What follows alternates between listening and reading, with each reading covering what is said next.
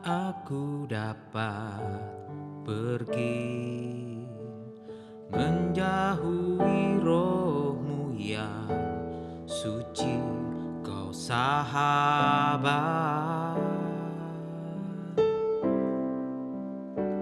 dan kau dekat.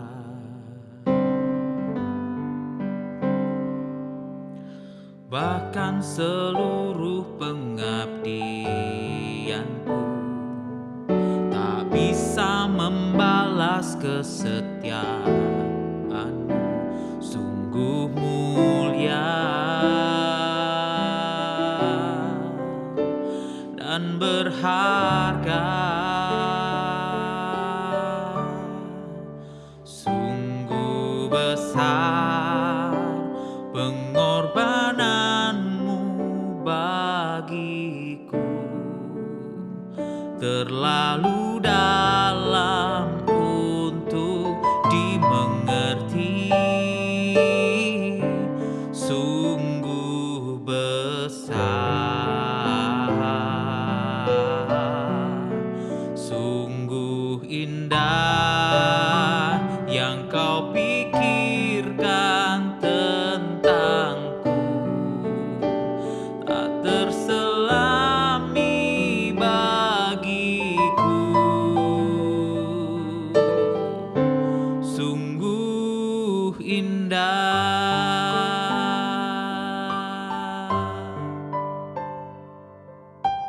Bahkan seluruh pengabdianku tak bisa membalas kesetiaanmu, sungguh mulia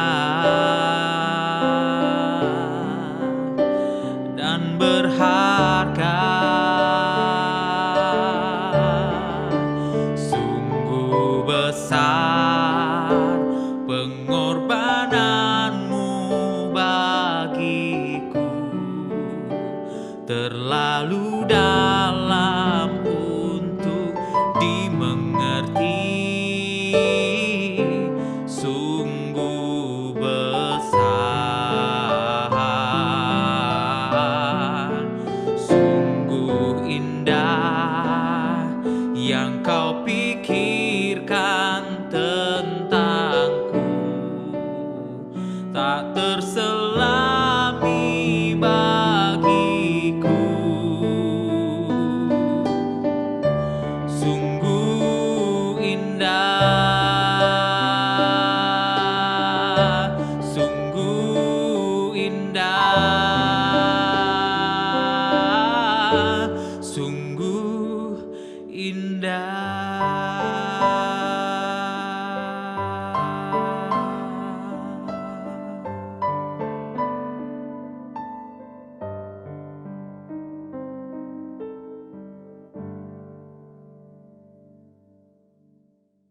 Shalom Bapak Ibu kasih oleh Tuhan, senang sekali kembali kita dapat bertemu di dalam ibadah tengah minggu pada hari ini. Sekali lagi doa dan harapan saya di keadaan pandemi COVID seperti ini, Bapak Ibu tetap dipelihara Tuhan dan dalam perlindungan Tuhan. Tapi kita berharap supaya kondisi seperti ini pun tidak menghalangi kita untuk terus belajar kebenaran firman Tuhan. Karena teman kita siapa nih kita belajar firman Tuhan saja Bapak Ibu, kita bersatu dalam doa, kita berdoa. Bapak terima kasih, kami mengucap syukur buat semua anugerah dan kebaikan-Mu, dan pada hari ini kembali kami dapat beribadah kepadamu dan kembali dapat belajar kebenaran firman-Mu Tuhan. Di tengah-tengah pandemik ini Tuhan, kami terus berharap kepadamu dan kami terus rindu untuk belajar kebenaran firman-Mu yang jadi kekuatan dan penopang dalam hidup kami. Berkati pemberitaan firman pada hari ini, baik yang memberitakan, baik yang mendengarkan, sama-sama diberkati oleh firman Tuhan. Terima kasih, syukur di dalam nama Tuhan Yesus Kristus. Haleluya. Amin. Baik Bapak Ibu, hari ini kita akan belajar dari sebuah kisah Nats yang saya rasa cukup familiar bagi kita semua, mengenai kisah 10 orang kusta. Bacaan kita dalam Lukas pasal 17 ayat yang ke-11 sampai 19. Saya ulangi, Lukas pasal 17 ayat 11 sampai yang ke-19. Saya bacakan buat Bapak Ibu semuanya. Ke-10 orang kusta, ayat 11. Dalam perjalanannya ke Yerusalem, Yesus menyusur perbatasan Samaria dan Galilea. Ketika ia memasuki suatu desa, datanglah 10 orang kusta menemui dia.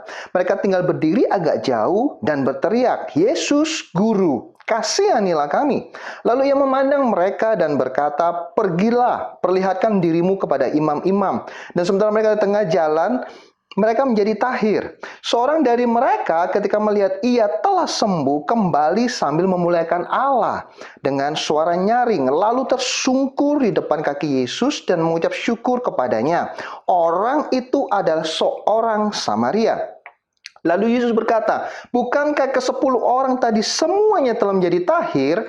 Di manakah yang 9 orang itu? Tidak adakah di antara mereka yang kembali untuk memuliakan Allah selain daripada orang asing ini?" Lalu ia berkata kepada orang itu, "Berdirilah dan pergilah. Imanmu telah menyelamatkan engkau." Bapak Ibu, sebelum kita lanjutkan pembelajaran firman Tuhan pada hari ini, ada beberapa informasi penting Bapak Ibu, khususnya mengenai 2 hal. Yang pertama adalah mengenai orang Samaria. Karena dalam kisah ini, Lukas dengan sengaja memperjelas identitas salah satu dari 10 orang yang terkena penyakit kusta ini. Dikatakan orang itu adalah orang asing. Bahkan Lukas mencatat perkataan Yesus yang mengatakan bahwa orang ini adalah orang Samaria. Dikatakan orang asing dan orang Samaria. Beberapa informasi penting mengenai orang Samaria, Bapak Ibu, bahwa di zaman Yesus, orang Samaria itu bermusuh dengan orang Yahudi. Mereka tidak bergaul satu sama lain. Ada beberapa penyebab. Saya catat di sini pertama-tama, di mata orang Yahudi, orang Samaria adalah orang peranakan atau campuran. Dengan kata lain, orang Samaria, kalau kita belajar sejarah, mereka sesungguhnya adalah orang-orang Israel yang kawin campur dengan bangsa-bangsa di sekitar mereka. Sehingga darah mereka bukan lagi darah murni sebagai bangsa Israel. Seperti itu Bapak Ibu, dan mereka telah menempati tanah Israel selama orang-orang Israel ini di dalam pembuangan sebelum zaman Tuhan Yesus. Yang kedua, Alkitab mereka juga mempercayai Pentateuch Bapak Ibu ya, kitab Taurat Musa, tapi mereka hanya memegang 5 kitab ini aja.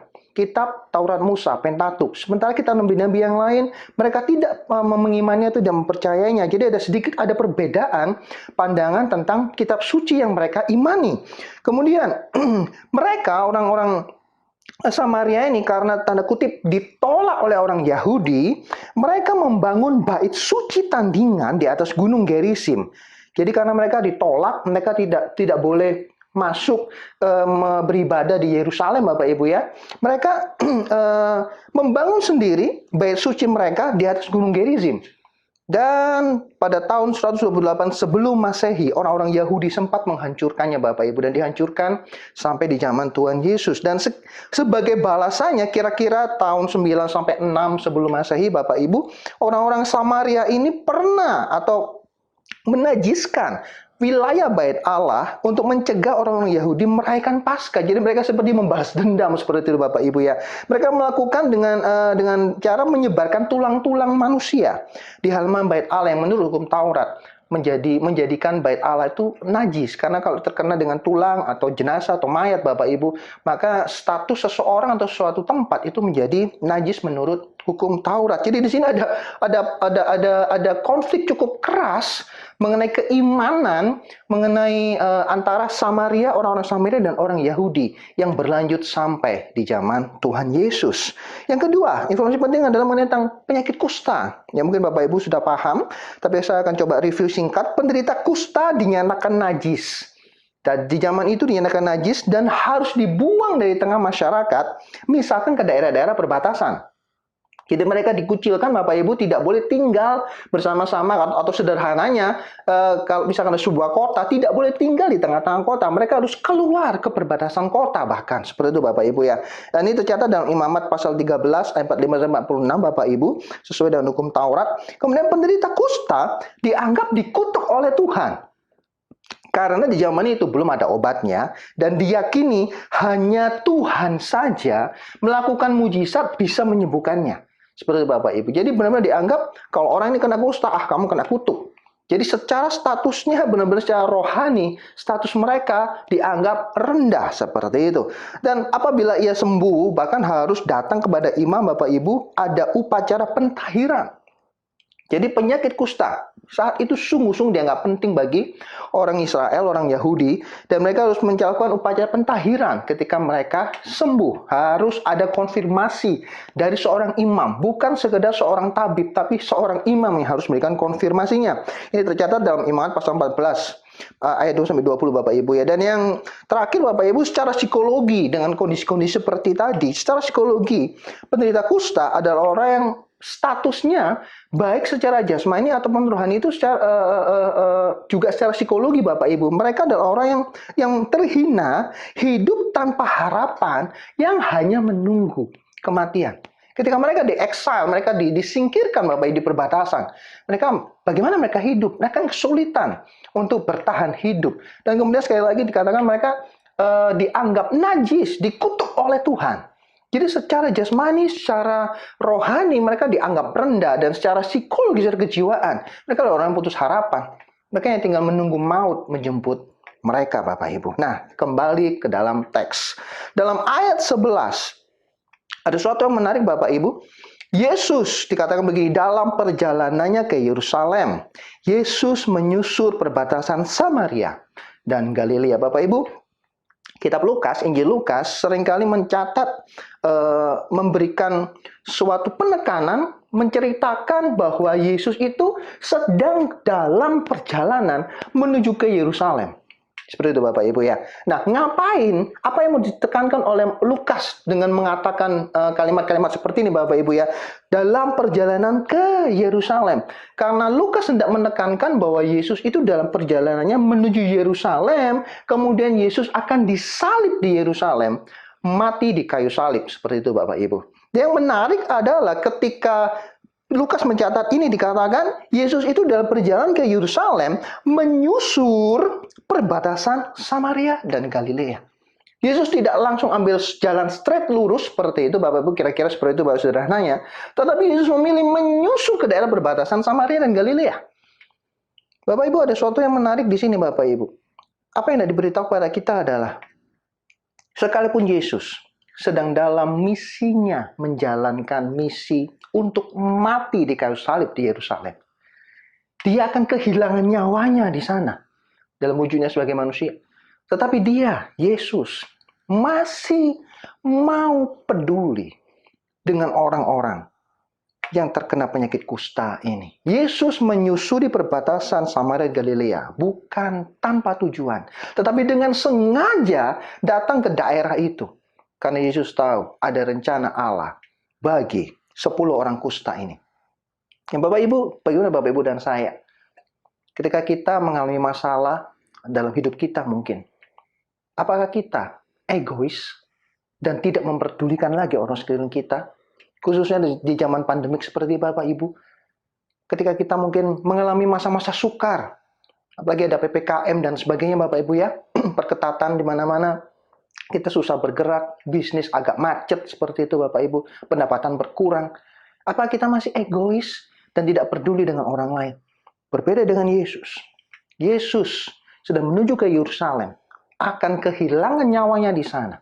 Tapi Yesus masih mau peduli dengan orang-orang kusta. Yang bukan sekedar orang kusta biasa.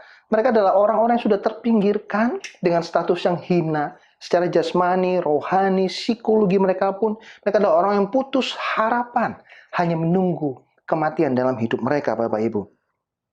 Jadi, dari sini kita bisa melihat bahwa Yesus sangat-sangat mengasihi orang yang terhilang. Dan dalam kisah ini juga kita melihat bahwa Yesus berinisiatif mencari orang-orang yang terhilang dan terkucilkan. Yesus sangat punya hati yang mengasihi dan peduli terhadap orang-orang ini. Orang-orang yang sudah putus harapan. Orang-orang sudah merasa tidak berguna lagi hidupnya. Orang-orang kusta ini Bapak Ibu, kalau kita baca, ketika Yesus lewat ke sana, dikatakan di ayat 13, begitu mereka menemui Yesus, mereka tinggal berdiri agak jauh dan berteriak, "Yesus, Guru, kasihanilah kami." Artinya apa? Orang-orang kusta ini, 10 orang penderita kusta ini, mereka kenal Yesus, mereka tahu Yesus, kepopuleran Yesus sudah sampai ke telinga mereka. Tapi kondisi mereka yang karena kusta itu, mereka tidak bisa masuk ke dalam kota atau ke dalam kerumunan orang banyak. Mereka tidak berani, Bapak Ibu. Tapi perhatikan, Yesus tahu hal ini, dan Yesus yang menjangkau keluar dan menemui mereka. Itulah kenapa mereka dikatakan waktu ketemu, mereka tinggal berdiri agak jauh, dan mereka berteriak. Mereka pun sungkan untuk mendekat kepada Yesus, seperti itu Bapak Ibu ya. Karena mereka tahu kondisi mereka, mungkin mereka minder dan sebagainya. Tapi perhatikan sekali lagi, Yesus sengaja menyusur ke perbatasan Samaria dan Galilea untuk bertemu dengan mereka, Bapak Ibu. Lihatlah betapa Tuhan begitu mengasihi orang-orang yang terhilang, orang yang terkucil, orang putus pengharapan. Nah, dari ini saya mau katakan Bapak Ibu, jika COVID ini membuat engkau merasa tertekan, membuat engkau merasa terjepit, engkau merasa hilang harapan, engkau merasa patah hati, putus pengharapanmu, kau tidak tahu lagi apa yang hendak engkau lakukan, datang kepada Yesus. Dia sungguh Allah yang peduli dengan orang-orang yang patah semangat, putus pengharapan. Dan percayalah, dia akan berikan pengharapan yang baru bagi Bapak Ibu dan saya.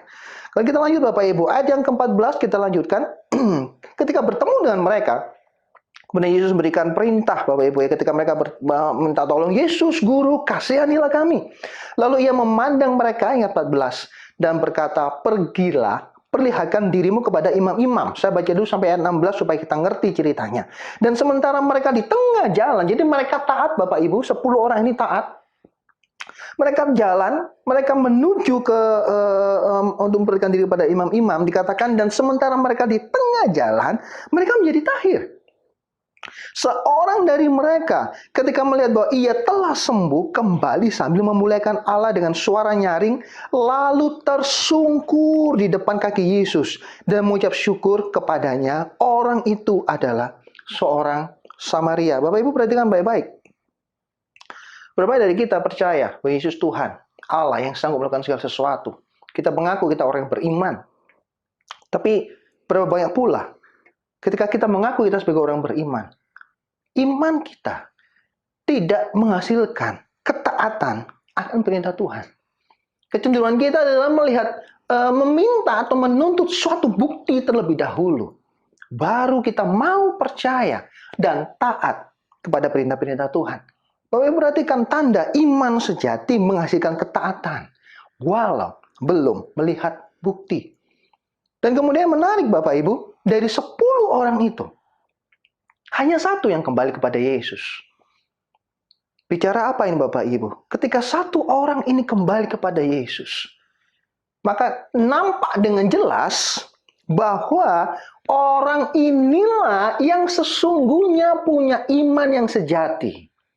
Sementara 9 yang lain tidak. Bagaimana seperti itu? Bahwa orang ini, satu orang ini, dia datang kepada Yesus, dia kembali kepada Yesus. Dia tersungkur menyembah di kaki Yesus. Perhatikan Bapak Ibu, tanda iman sejati yang selanjutnya, selain ketaatan Bapak Ibu, tanda iman sejati akan membuat hidup kita berfokus kepada Kristus. Bukan kepada berkat-berkat, atau mujizat yang dilakukannya. Berbeda dengan 9 orang tadi. Ketika mereka menemukan di tengah jalan mereka sembuh, bagi 9 orang tadi yang paling penting adalah pemulihan status mereka. Mereka lebih memilih untuk mendatangi para imam daripada kembali kepada Yesus dan mengenal Yesus secara pribadi, dan seperti yang dilakukan oleh satu orang Samaria ini, bersujud mengaku Yesus sebagai Tuhan. 9 orang ini lebih peduli dengan mujizat yang Yesus lakukan daripada pribadi Yesus itu sendiri. Bukankah itu yang terjadi di antara kita Bapak Ibu? Apalagi kita ngatakan kesukaran seperti ini. Kita seringkali berteriak, berseru pada Tuhan di masa-masa kesesakan. Tuhan, tolong saya Tuhan. Saya punya permasalahan, saya punya pergumulan Tuhan. Tapi ketika pertolongan itu datang, apakah hatimu berfokus kepada Yesus? Atau hanya berfokus kepada pertolongan dan berkat-berkat Tuhan? Seringkali orang Kristen sama seperti anak kecil yang ketika hari Natal menunggu papanya datang pulang kerja. Tetapi ketika papanya pulang kerja membawa hadiah Natal buat sang anak, yang dihampiri oleh sang anak adalah hadiah Natal itu. Dan bukan papanya yang dipeluk dan dicium.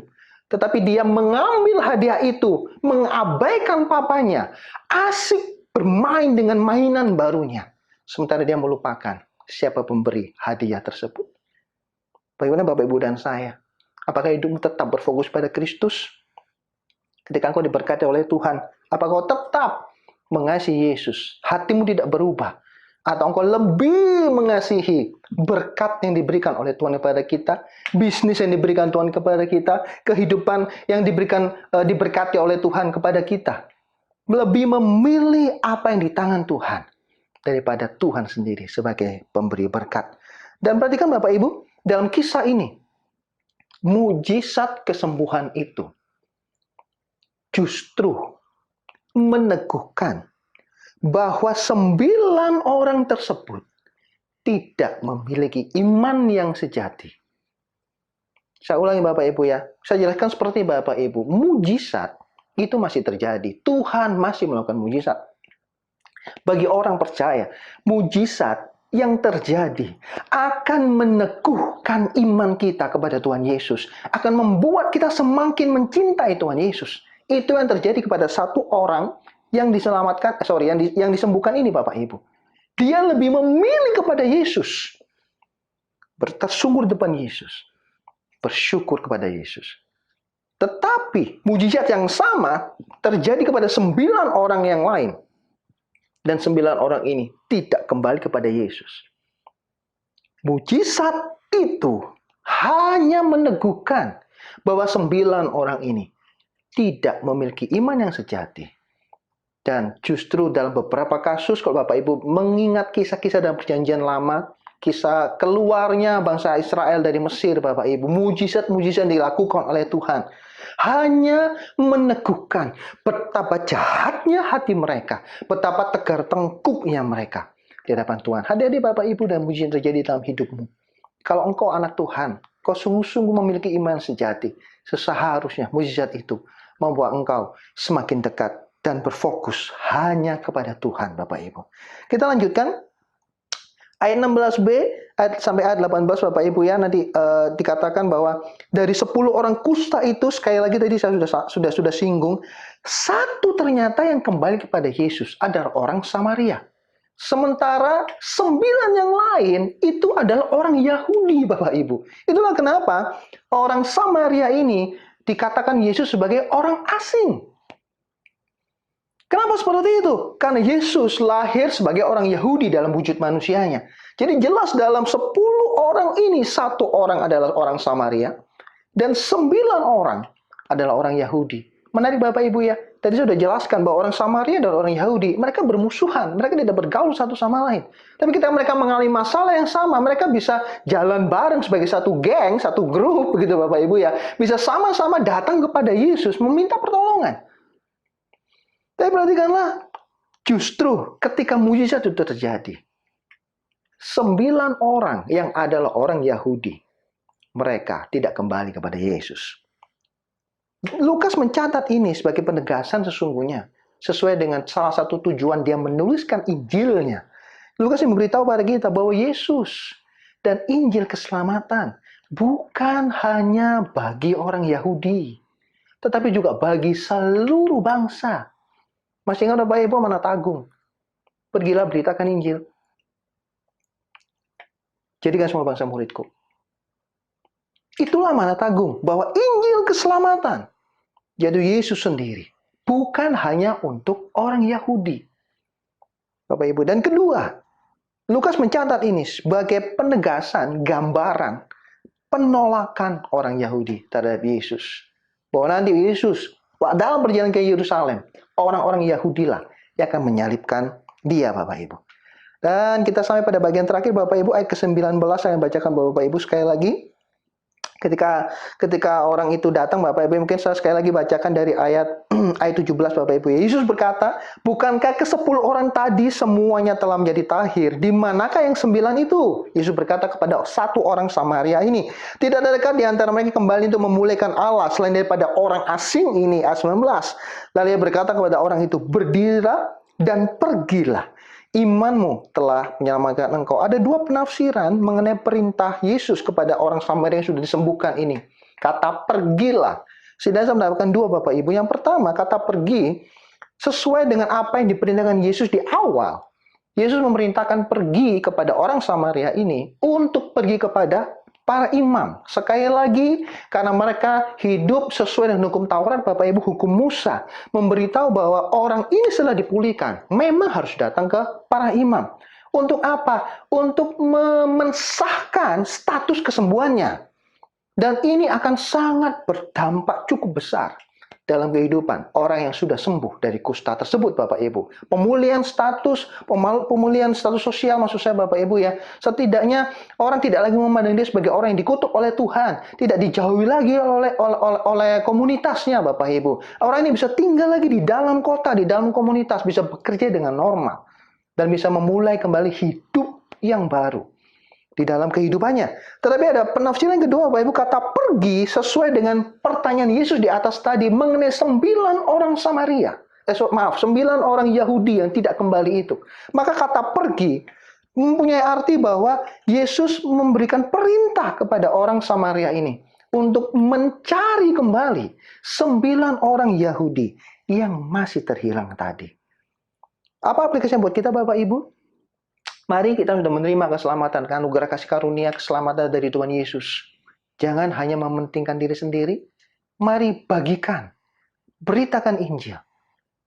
Begitu banyak orang di luar sana yang terhilang.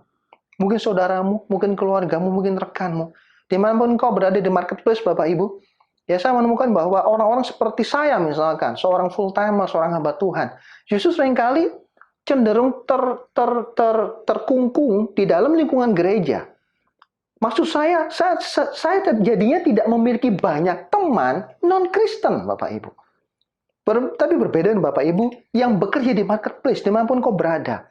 Kau akan bertemu dengan banyak orang ya, yang belum mengenal Tuhan.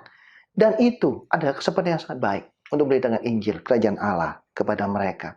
Jadi Bapak Ibu, pelajaran apa yang kita dapat dari kisah 10 orang kusta ini? Yang pertama, saya ingatkan Bapak Ibu, Yesus Tuhan adalah Tuhan yang sangat mengasihi orang terhilang.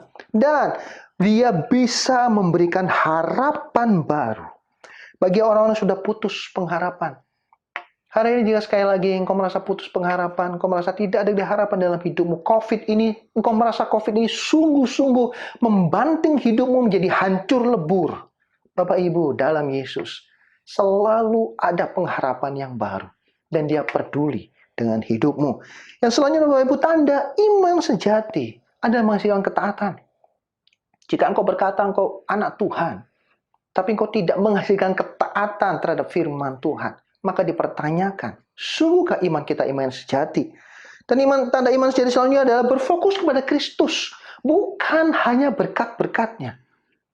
Bapak Ibu, jika Tuhan tidak menolong kita, ketika dalam pergumulan dan kesesakan, apakah Dia tetap menjadi Tuhan dan Raja dalam hidup kita? Jika Dia tidak menolong kita, itu tidak mengubah status bahwa Dia tetap adalah Tuhan dan Raja yang memerintah dalam hidup kita. Amin. Karena itu, mari berfokus kepada Kristus, bukan kepada berkat-berkatnya. Yang selanjutnya, Bapak Ibu, bagi kita anak Tuhan, mujizat akan meneguhkan iman kita. Tetapi hati-hati, buat mereka yang tidak percaya atau tidak memiliki iman yang sejati, mujizat justru hanya meneguhkan ketiadaan iman di dalam hati mereka. Bahkan meneguhkan betapa jahatnya hati manusia. Seperti yang dialami orang Israel ketika keluar dari Mesir. Dan yang terakhir, Bapak Ibu, Tuhan Yesus mengasihi orang yang terhilang.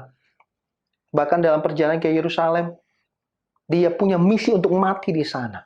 Dia masih memperdulikan orang-orang di daerah Samaria ini, di perbatasan ini, Bapak Ibu. Mereka yang terhilang, mereka yang diabaikan dan dikucilkan. Yesus sengaja datang untuk menyelamatkan mereka dan menolong mereka. Walaupun kita tahu akhirnya satu orang yang sungguh-sungguh diselamatkan, no problem, it's fine. Bahkan untuk satu orang ini, Yesus pun mati bagi dia. Bagaimana Bapak Ibu dan saya? Mari terus memberitakan Injil. Mari terus menyampaikan kebenaran. Mari terus menyampaikan kasih Allah yang begitu besar buat manusia. Dan biarlah Tuhan menolong kita semua, khususnya dalam masa-masa pandemi ini, untuk terus punya pengharapan. Untuk terus memiliki iman yang sejati. Dan terus memberitakan firman.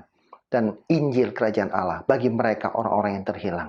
Karena biasanya dalam masa-masa pandemi seperti ini, masa-masa yang tepat untuk memberitakan Injil, keselamatan mengenalkan Yesus kepada dunia yang terhilang. Tuhan Yesus memberkati, kita berdoa. Bapak, terima kasih buat hari ini. Kami mengucap syukur buat kebenaran firman yang kami dengar. Tuhan, yang kami pelajari hari ini. Kami tahu Engkau Allah yang begitu baik. Engkau Allah yang setia, yang akan terus memberikan pengharapan bagi hidup kami. Saat kami jatuh terkulai, Engkau Tuhan yang akan terus menopang dan menolong kami. Terima kasih Tuhan. Terus bentuk iman kami melalui pandemi COVID yang kami alami hari-hari ini Tuhan. Biarlah kami terus memiliki iman yang sejati, yang menghasilkan ketaatan. Dan juga berfokus hanya kepada Kristus.